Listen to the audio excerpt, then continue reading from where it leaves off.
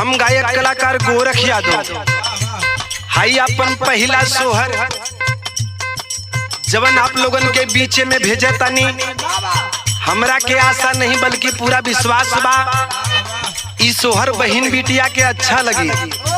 अगर अच्छा लगी तो अपन प्यार दुलार आशीर्वाद अपने हाई छोट भाई के ऊपर बनौले रहे।